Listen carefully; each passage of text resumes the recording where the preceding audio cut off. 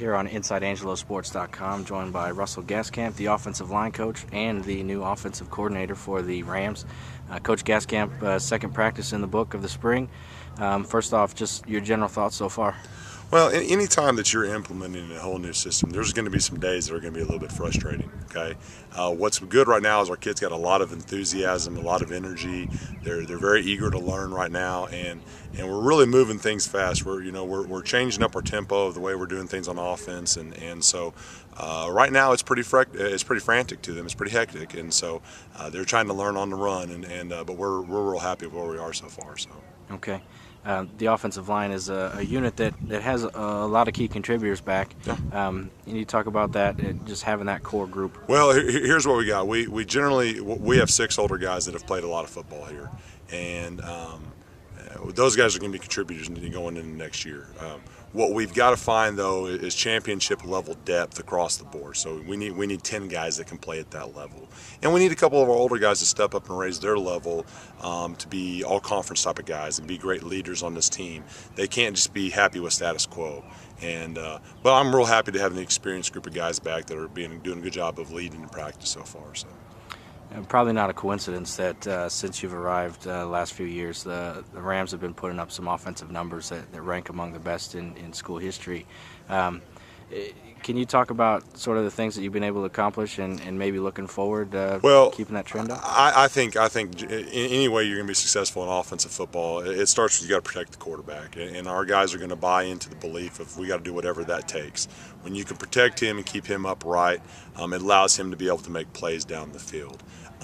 We want to do things fast. We want to have an energy about ourselves. There's a lot of different ways to skin a cat, okay? And what our guys got to do is they got to believe in the whole system of things. And with the previous staff, I brought some ideas in, and things went really well. And we're doing some of those things. And Coach H and I, Coach H has got a lot of great ideas, and we're fusing our ideas together, and we're just trying to put out whatever scores the most amount of points. So we're just real excited. We got a bunch of good guys on the football team, a lot of experienced players that are coming back. That we should be able to do a lot of really good things with in the fall. Okay, back on the offensive line a little bit more.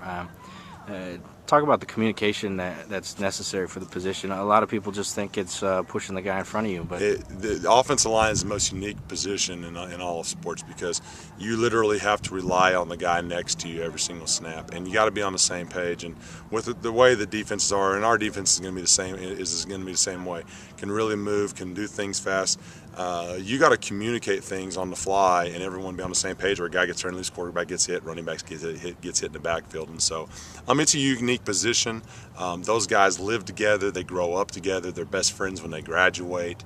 I played offensive line, I understand what that was like, and so it's a unique position to coach. I wouldn't trade it for anything in the world. It's the most fun area to coach in, and even though I'm the offense coordinator, I'm the offensive line coach first, and that's my most important job. So it seems like maybe the quarterback position isn't necessarily looking to run first, but if given the opportunity, isn't afraid to make that happen so far in practice. Well, does that change it? Josh did some things incredibly well, and he was great in the pocket. And we're going to have some athletic guys at quarterback that are going to be able to do some things. We want to involve them some in the run game. We are going to do things in the throwing game that are timing. That once they get to a certain point, they got to take off and go make a play. And they're running a little bit more right now because they're not 100% familiar with the offense yet.